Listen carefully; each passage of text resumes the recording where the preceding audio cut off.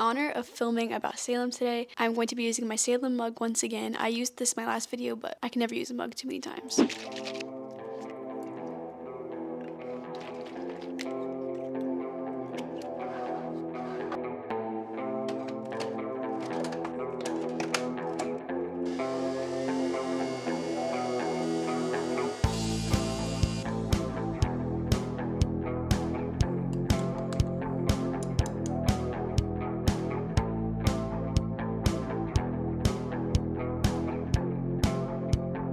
Hey guys, welcome back to my channel. My name's Ashley and today I'm going to be telling you guys tips and tricks that you can use or that you can consider before going to Salem, Massachusetts. I have a list of things that I wrote down. I love Salem and I really hope that I can live there one day. It's just such a pretty place. Let's start with the list. The first thing that I would tell somebody that's never been to Salem is to make sure to bring comfy shoes. There's a lot of walking in Salem. There's a whole section dedicated to just walking. I'm pretty sure it's on Essex Street. It's literally just for pedestrians to walk and there's no cars. Also, everything is very close to each other, so everything's very walkable. So say if you wanted to walk to the wharf, it's about like maybe, I mean, don't quote me on this, but probably like a 20-minute walk. Bring cozy shoes so that you know that you can walk around comfortably without feeling like, you know, your shoes are making you annoyed. The next piece of advice that I would give is to follow locals that live in Salem as well as shops or even like designated places on Instagram that will talk about different things going on in Salem. Most of the things I know when I go to Salem is because I follow these people, because they will put on events that are going on. They will put down different things just going on in Salem markets, like the Salem Night Market that happens in October. During winter and Valentine's Day, they have stuff going on too. I think it's called Salem So Sweet. They have the Midnight Moon Market. They have the Vampire Ball. So if you want to see about the Vampire Ball, definitely follow Vamp Things. There's also the Gulu Gulu Cafe. They will do bingo night every single Wednesday. So if you follow them on Instagram, then you can see their different events that goes on. They do a lot of different things there too. Some places that I personally would recommend to follow on Instagram that I follow is Purely Salem. He is a local that lives in Salem, Massachusetts. He lives, I think, in the Yellow Elephant House, and he's always posting about different things. I also just like enjoy watching his videos because he posts like snow in Salem and like the weather. It looks really pretty. Destination Salem will post a bunch of different things going on in Salem. I follow Blackcraft, I follow Vamp Things. There's also this one girl on TikTok, I forgot her name, but she will always post like markets and stuff going on in Salem. I think that's a huge tip that is very helpful because there's always so much going on in Salem that you might not even realize. Like you might be there and there might be something going on, or you might want to plan a trip around a market or something that's going on too, which is also really cool to do. The third tip that I would give you guys is to watch videos to see what Salem looks like, to get a feel for it, to get a feel of where places are, kind of like what you're doing right now. You're watching a video on tips about Salem. That's personally what I did before I went to Salem for the first time, just to get a feel of it before you go, so you're not going in and being like, what am I gonna do now? I would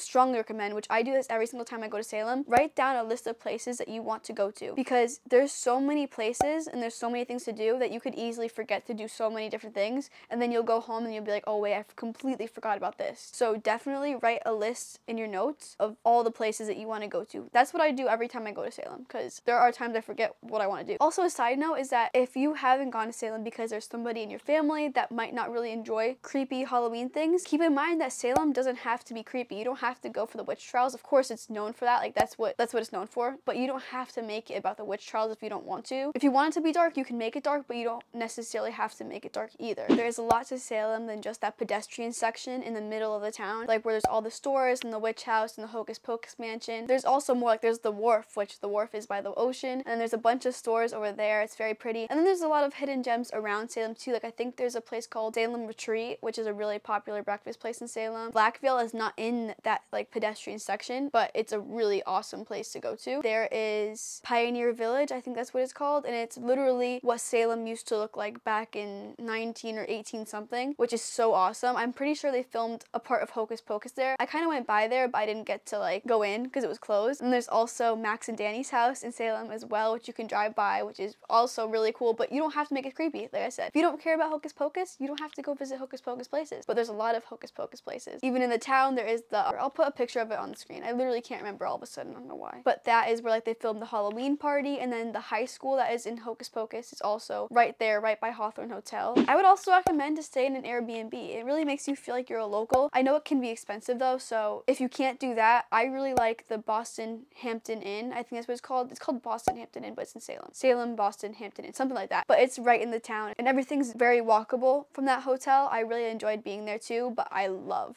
Airbnbs. If you can do an Airbnb, 100% do an Airbnb. One of the biggest things that I would give to somebody, like advice, is that if you do not like crowds, do not go in October. October is packed. I never went in October. First of all, because I have school, I really want to go in October anyways, just to experience it, because why not? But I personally do not like big crowds. I don't like being really close to people, so I haven't gone in October yet. But I plan to one day, but if you don't like crowds, do not go in October. My personal favorite season so far to go is the summer, because they start putting out the Halloween decor and just anything Halloween related in the summer. So you kind of experience it. It's like Summerween. You experience the October feeling without actually going in October, without all the crowds. Also, you can just walk in the stores. You don't have to wait in lines to go into a store. You could really fully enjoy Salem when you go off season. Speaking of off season, make sure you check the hours on stores, because the store hours change throughout the different seasons. Especially winter, things close very early, or some places are just not even open on certain days. A little side note, I just wanted to tell you guys what my favorite coffee place is in Salem so far, and that is Black Craft Cafe, and that is literally in the back of Black Craft, the store. So if you go in and you go right to the back, just walk straight kind of by the vaults, then you will get there. When I got the oat milk, they made the oat milk to my order. Like, their coffee is so good, and the atmosphere of like the little cafe is to die for. I love it so much. Also, another one of my favorite places in Salem is Black Veil. There are so many stores in Salem. One of my other favorite stores is Silver Moon Comics. Silver Moon Comics is where I get basically all of my horror movie memorabilia from. Let me take a coffee, actually. Let me take a sip of my coffee. If there's something that I forgot, like if there's a question that I did not answer in this video, please be free to comment that down below. I am more than welcome to answer to any of your questions. I already do, and people ask me like different things about Salem. I am so open to telling you guys anything about it. I love Salem. I love it so much, and I love helping you guys. So if you have any questions, please feel free to reach out to me. I'm debating on if I should change up the scenery. Let's go in the living room. Wow, look at that. Welcome back to my living room. Also, this mug is just so cute. Look at this, all the ghosts on it. We got some book mail, and this is exciting. I waited to open this for the video. I am still waiting for a couple more stickers to come for my Kindle, and then I will be unboxing that. You don't know how tempted I was just to open it, but I'm like, no, I can't. I have to wait for you guys. So let's try to cut this box without hurting myself, because we got 3 new books. But first of all, remember how I tried to film in my car and my camera kept falling? And I'll put this on the car and then put the camera on top. Let me show you guys the books I got. Okay. First of all, I got all hardcovers because they weren't way too much. I actually love the way this looks. First, we got Satan's Affair by H.G. Carlton. You know that I'm reading Haunting and Hunting Adeline. I only have 30 more pages of Haunting Adeline, then I'm going to Hunting Adeline. And then I really want to read Satan's Affair because obviously it's part of it. I love how the hardcover feels. It looks so nice. I like that Hunting Adeline though has Bad Omens in the playlist. It has The Death of Peace of Mind, which I love. I mean, also speaking of Bad Omens, I'm wearing their merch, so that's fun. Ooh! Oh my god. Okay. The next one we have here is Where's Molly? I adore this cover. It looks so pretty. You know me with skulls, so it just looks amazing. Then we got this book called Death's Obsession. This is not by H.G. Carlton. This is the Amazon special hardcover edition. This also wasn't too much, I don't think. I love this cover. This is an explicit dedication, okay? So if you don't want to read anything explicit, just skip like a second. That's the dedication. So that's fun. Again, another dark romance book. I got 3 dark romance books. That's really no surprise at this point. I really love this cover though. It is beautiful. So Satan's Affair, Where's Molly, and Death's Obsession. I'm pretty sure my next video that you guys are going to see will be finally my Kindle. That's so exciting. Anyways, I hope that you guys enjoyed this video, and I really hope that you found this helpful. Please, like I said, feel free to comment down below or DM me on Instagram or however other way you can contact me. Please don't hesitate to ask me more questions. I am more than glad to answer any questions that you guys have about Salem. You guys are the best. I really hope that you guys have a super amazing day. Be sure to like and subscribe to my channel, and I will see you guys in my next video. Bye!